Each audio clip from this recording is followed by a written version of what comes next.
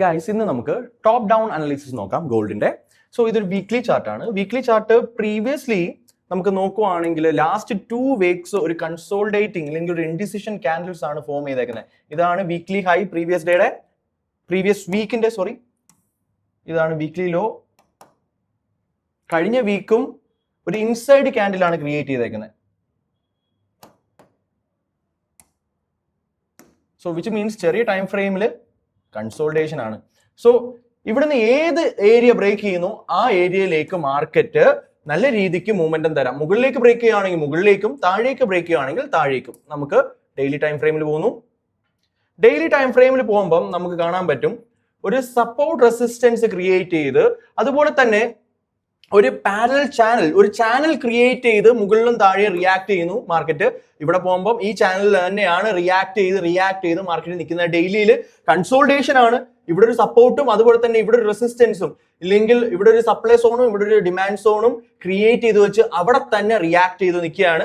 So നമുക്ക് ഒന്നും കൂടെ ഇതൊക്കെയാണ് ലിക്വിഡിറ്റി ഏരിയാസ് നമുക്ക് മാർക്ക് ചെയ്യാം. മുകളിലേക്ക് പോയി കഴിഞ്ഞാൽ ഇവിടെ 4116, പിന്നെ 4166 ഈ റേഞ്ചിലേക്കാണ് മുകളിലേക്കുള്ള ലിക്വിഡിറ്റി കിടക്കുന്നത്. താഴേക്കുള്ള ലിക്വിഡിറ്റി കിടക്കുന്നത് 3995, 3982, then 3950.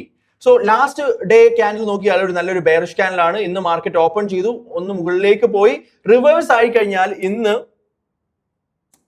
പ്രീവിയസ് ക്യാൻഡിലിന്റെ ലോ എടുക്കാനും താഴത്തെ ലിക്വിഡിറ്റി എടുക്കാനും ചാൻസസ് ഉണ്ട്. 4020 വരാൻ. നമ്മൾ 4 അവറിലേക്ക് വരാം.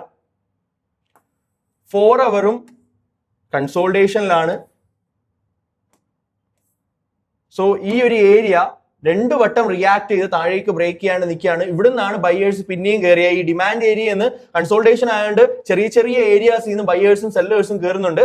സോ ഇപ്പോഴും ഇവിടുന്ന് ഒരു റിയാക്ഷൻ വന്ന് തുടങ്ങിയിട്ടുണ്ട്. കൺസോൾട്ടേഷൻ ആണ്. വേണമെങ്കിൽ മുകളിലേക്ക് പോവാം, ഇല്ലെങ്കിൽ താഴേക്കും പോവാം. നമുക്ക് 15 മിനിറ്റ്സിലേക്ക് ചെറിയ ടൈം ഫ്രെയിമിലേക്ക് വരാം.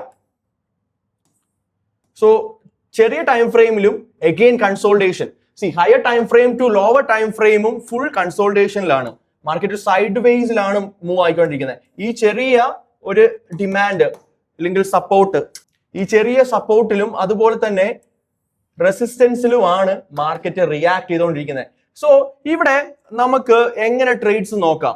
2 രീതിയിലാണ്. ഒന്ന്, നല്ലൊരു ഡിസ്പ്ലേസീവ് മൂവ് ഇവിടുന്ന് തന്ന് മാർക്കറ്റ് ഈ ഹൈനെ ബ്രേക്ക്ഔട്ട് ചെയ്ത് കഴിഞ്ഞാൽ നമുക്ക് ബുള്ളിഷ് ട്രേഡ് ക്യാച്ച് ചെയ്യാം ഈ ഒരു ഏരിയയിലേക്ക്.